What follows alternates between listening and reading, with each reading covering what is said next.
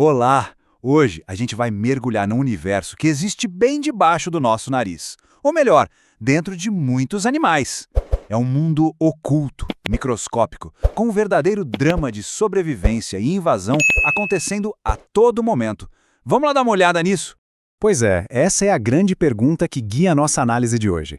Vamos descobrir que o trato digestivo pode ser um ecossistema super movimentado que abriga criaturas com estratégias de vida, assim, fascinantes e, claro, às vezes bem perigosas.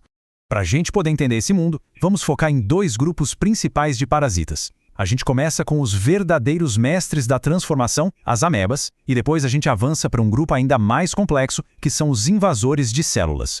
Então, nossa primeira parada é com a entamoeba histolítica. Pensa num organismo de uma célula só que é um mestre do disfarce. Ele existe em duas formas completamente diferentes e cada uma delas tem um propósito muito, mas muito específico no seu ciclo de vida. A primeira forma é essa aí, o trofozoíta. Dá pra pensar nele como a ameba em modo ativo. É quando ela está se movendo, se alimentando, se reproduzindo. É a forma que causa a doença de fato lá dentro do hospedeiro. E aqui está outra face, o cisto. E essa é a grande sacada da ameba. O cisto é uma forma que fica ali, quietinha, dormente, toda envolta numa parede protetora. É basicamente uma cápsula de sobrevivência que permite que o parasita aguente as condições super difíceis fora do hospedeiro, só esperando a chance de infectar o próximo. E o que é genial nessa estratégia, como a gente vê aqui, é a adaptação. Os trofozoítas, os ativos, aparecem nas fezes mais líquidas, bem no auge da doença. Já os cistos, as cápsulas de sobrevivência, são encontrados nas fezes formadas, prontinhos para a missão de contaminar o ambiente. É uma estratégia de duas etapas, sabe? Perfeitamente sincronizada para sobreviver e se espalhar. E o impacto disso não é pequeno, não. Em humanos, a entamoeba histolítica causa a disenteria amediana e pode até levar a complicações bem graves, como abscessos no fígado. E ela também é super comum em vários animais, o que mostra como ela se adapta bem. A boa notícia é que existem tratamentos, como o metronidazol, que a gente vê aqui.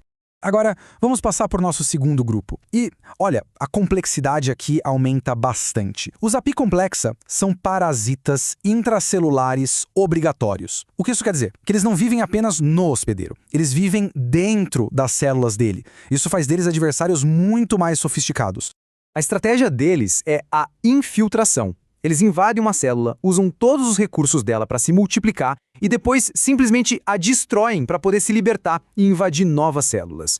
Hoje a gente vai focar num gênero muito importante para a medicina veterinária, a Aimeria. O ciclo de vida da Aimeria é uma história incrível. Parece quase uma peça de teatro em 3 atos. E acompanhar esse ciclo é a chave para entender como ela causa doença. E mais importante ainda, como a gente pode lutar contra ela. Tudo começa e termina com o oocisto. Assim como o cisto da ameba, o oocisto é a forma resistente, a tal cápsula que é liberada nas fezes. Só que o que acontece a partir daqui é bem mais complexo.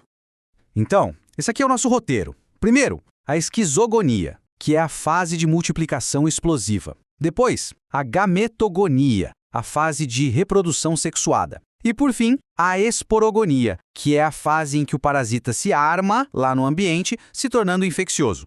O primeiro ato começa quando o hospedeiro engole um oocisto. Lá dentro, os esporozoítas são liberados, entram nas células do intestino e começam a se multiplicar loucamente, de forma assexuada. Eles criam várias gerações de filhotes, os merozoítas, que arrebentam a célula e saem para invadir outras. É um ciclo de destruição e amplificação.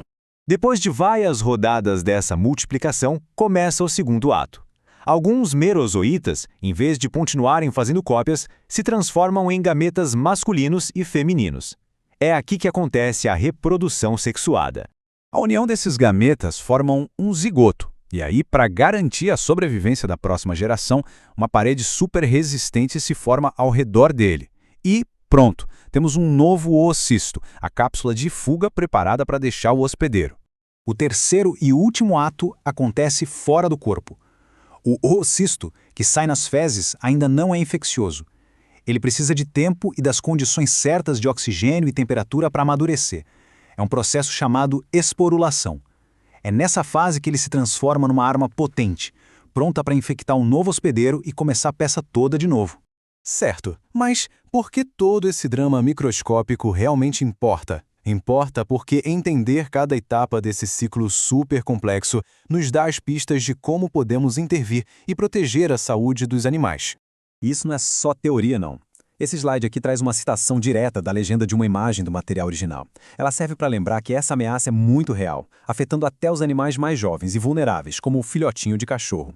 Então, o ponto crucial é este. O conhecimento é a nossa principal ferramenta. Quando a gente sabe que o parasita precisa amadurecer no ambiente, podemos focar na higiene para quebrar o ciclo. Quando a gente sabe que ele se multiplica de forma explosiva dentro do hospedeiro, podemos criar remédios que ataquem exatamente essa fase. Entender a estratégia do inimigo é o que nos permite vencer a batalha.